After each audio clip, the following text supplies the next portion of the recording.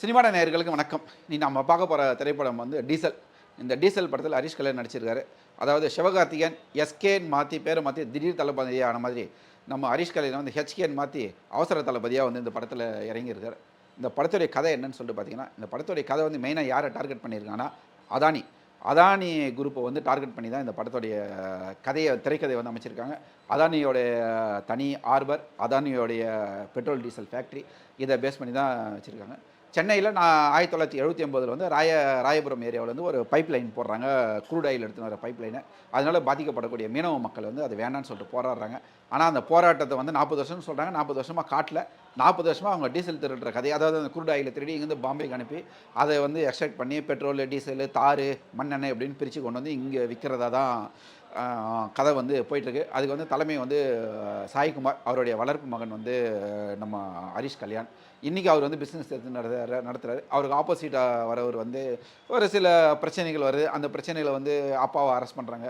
இவர் வந்து எப்படி அதுலேருந்து வெளியில் வராரு, அந்த அரசியல் சிக்கலில் சிக்கிறாரு அப்படின்றது தான் இந்த படத்துடைய கதை. ஆனால் இந்த படத்துடைய இயக்குனருக்கு முழு டார்கெட் என்னென்னா, அதானி குரூப்பு தமிழ்நாட்டுக்குள்ளே வரக்கூடாதுன்றது.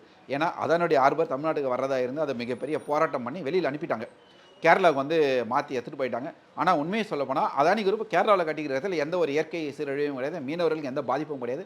இது வந்து நான் நேராகவே அங்கே போய் பார்த்துருக்குறேன். அந்த மீனவர்களுடைய வாழ்க்கையை அவங்கக்கிட்ட போய் கேட்டிருக்கிறேன். அந்த அதானியோடைய ஹார்பருக்குள்ளே போய் பர்சனலாக பர்மிஷன் வாங்கி உள்ளே போய் எல்லாமே நாங்கள் பார்த்துருக்கேன். அதனால சொல்கிறாங்க வந்து எந்த இயற்கையும் அழிக்கலை, எந்த மீனவருடைய வாழ்வாதாரத்தையும் அழிக்காமல் தான் கட்டியிருக்கிறாரு. இதே தமிழ்நாட்டுக்கு வந்திருந்தாலும் அதே தான் பண்ணியிருப்பாங்க அதானி குரூப்பு. இங்கே தமிழ்நாடு கவர்மெண்ட்டுக்கும் மிகப்பெரிய ஒரு வருமானம் வந்திருக்கும். ஆனால் இது உண்மையை சொல்லப்போனால் அதானி குரூப் அங்கே வந்து அரசுக்கு வந்து பல கோடி வரி வந்து வருமானம் கொடுத்துருக்கு. இங்கே தமிழ்நாட்டில் அந்த வருமானமெல்லாம் போச்சு.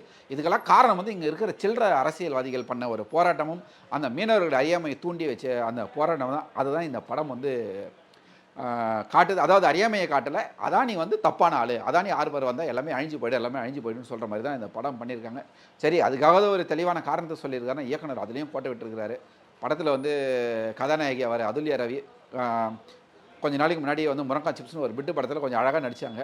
அதுக்கப்புறமாட்டிக்கு இப்போ வந்து இந்த படத்தில் கொஞ்சம் ஆயா மாதிரி நடிச்சிருக்காங்க. ஹரிஷ் கல்யாணுக்கு அக்கா மாதிரி இருக்குது. படத்தில் நடிப்பு பற்றி ஒரு பெரிய நடிப்பு. வினய் வந்து போலீஸ் அதிகாரியாக வர்றாரு, வேஸ்ட்டு. அனனியா வருது, அது முறைச்சி பார்த்துட்டு இருக்கு வினயை. இப்படி தான் படம் போயிட்டுருக்கு. டீசல் கண்டிப்பாக வந்து இயக்குனருக்கும் தயாரிப்பாளருக்கும் மைலேஜே தராது. அந்த வகையில் ஏகப்பட்ட கலப்படத்தோடு வந்திருக்கிற படம் தான் வந்து டீசல்.